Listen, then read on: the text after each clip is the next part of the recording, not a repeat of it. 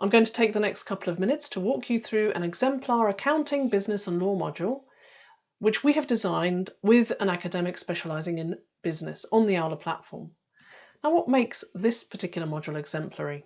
Well, what's great about it is that it captures some of the best possible practices in hybrid, blended or flipped teaching and learning for accounting, business and law modules. So let's dive in and see what this looks like in practice. Here we are on the Journey tab in the Aula platform.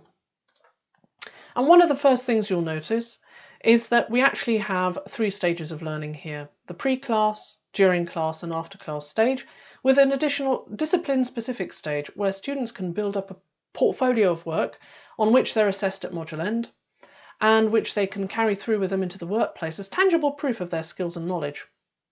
So why the distinction?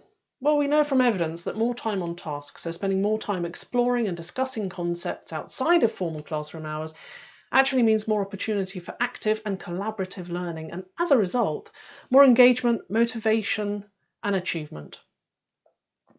Before the live class, the educator delivers a short chunk of content and asks the students to actively engage with it by completing a quick knowledge check.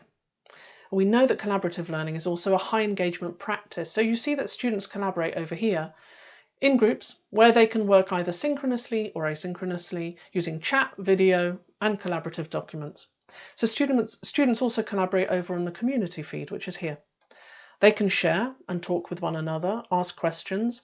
Everyone is communicating and collaborating together as a class, and we maximise another high engagement practice, feedback, through the various tools that we've just touched upon, such as dynamic assessments or knowledge checks, enabling the educator to deliver personalised feedback by being active on the feed, where you can actually give feedback on what students produce, give them reminders of what needs to be done, and generally motivate and encourage their learning. As a side note, every new post on the feed generates a notification which actually helps keep the experience alive and maximises efficiency. You'll often find that your students respond to one another's questions on the feed before you do. So learn about how to manage these notifications in the educator help desk area here by clicking on the question mark.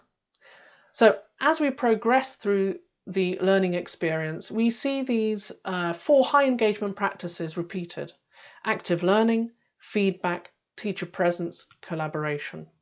Before and during the live class, students work in groups and actively participate by tackling a problem which is a real life scenario. They then receive feedback from the educator and from other participants, maybe industry experts. Peer discussion is also strongly encouraged, both on task and on the feed with peer-to-peer feedback. So after the live class, the educator maintains the time on task, stretches learning, and continues to build engagement and community by continuing active and collaborative discussion, providing more feedback, celebrating success to motivate students and signal what is coming next. So throughout the experience, you'll notice the educator maximises their presence, be it through recorded video content, direct messages, or through live and scheduled comments on the feed. The educator is present in the learning experience in the way that we know really motivates, engages, builds communitively, and positively impacts student outcomes.